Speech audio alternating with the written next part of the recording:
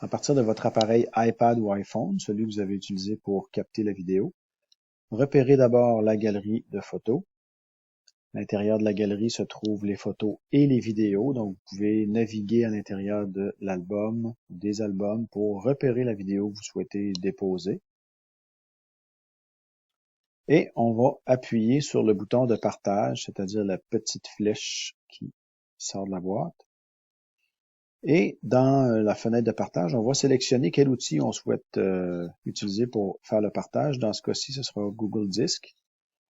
Alors, si on n'est pas capable de localiser, si on ne voit pas Google Disc sur la première fenêtre, on peut cliquer sur les trois petits points, plus, et on devrait voir dans la liste l'icône de Google Disc. Donc, je sélectionne Google Disc.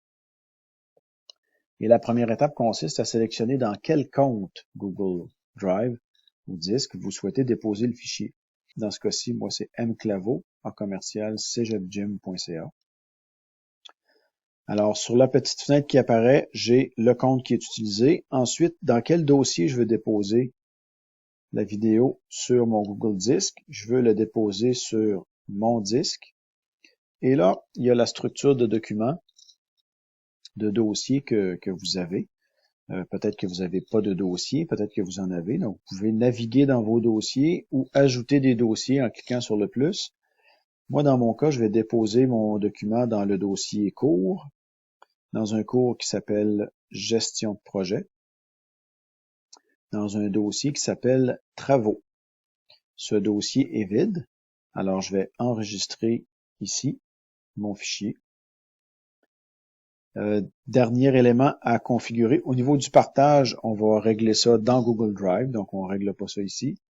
Et ici, le nom du fichier img0051.mov, c'est pas mauvais, mais c'est pas très descriptif. Si on veut le changer, on peut sélectionner le nom du fichier, recliquer vers la droite pour avoir le petit point d'insertion, le curseur qui clignote, puis le meilleur truc que j'ai trouvé pour placer le curseur au bon endroit, c'est d'aller le chercher puis de le placer là.